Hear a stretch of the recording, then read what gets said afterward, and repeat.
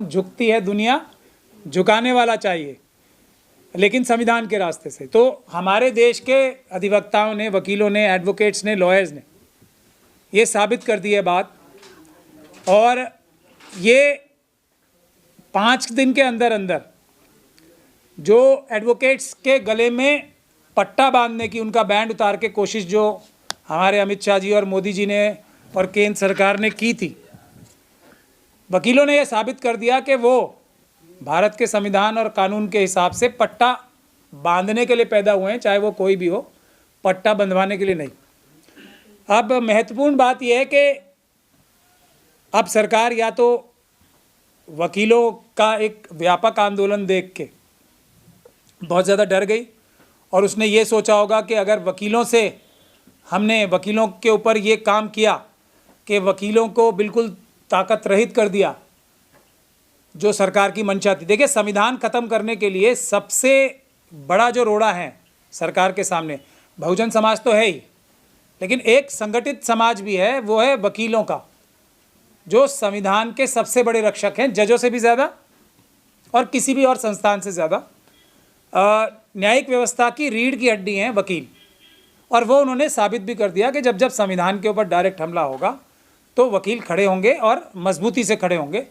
तो ये सरकार की जो स्कीम थी, वकीलों को कमज़ोर करके, वकीलों को अपना गुलाम बना के, विदेशी कंपनियों का जो फॉरेन लॉ फर्म्स को बुला के गुलाम बना के, अपने अंगूठे के नीचे दबा के वकीलों को, वो जो ख़त्म करने की साजिश थी, वो पूरी तरीके से 5 दिन के अंदर अंदर वकीलों ने नाकाम कर दी अपनी पीसफुल प्रोटेस्ट के ज़रिए। आप सब लोगों का भी बहुत बहुत धन्यवाद है, उसमें आप लोगों का भी हाथ है, क्योंकि मेन स्ट्रीम मीडिया ने एक बार फिर नहीं दिखाया वो जो मेन स्ट्रीम कहलाती है क्रिमिनल मीडिया, लेकिन आप लोगों ने दिखाया और सरकार को अकल आ गई। लेकिन ये मुझे जहाँ तक लगता है, तो मैं अपने सभी जो एडवोकेट बंधु हैं पूरे देश में, उनसे मैं रिक्वेस्ट करूँगा कि बिल्कुल चाक चौबंद रहें और तैयारी से रहें।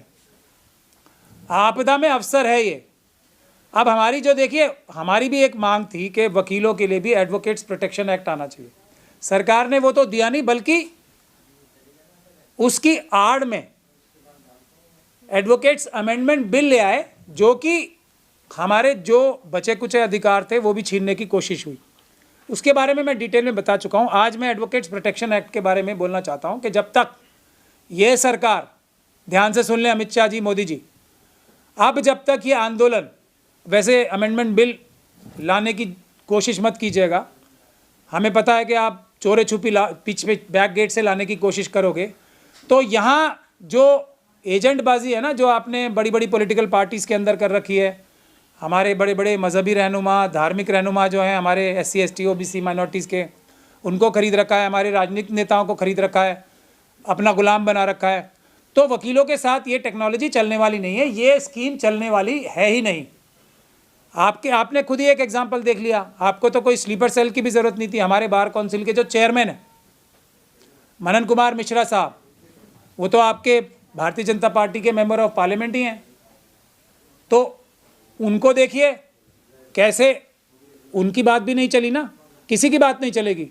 और उन्होंने तो ये तक माना कि 1 दिन पहले तक उन्हें धोखा दे दिया गया था।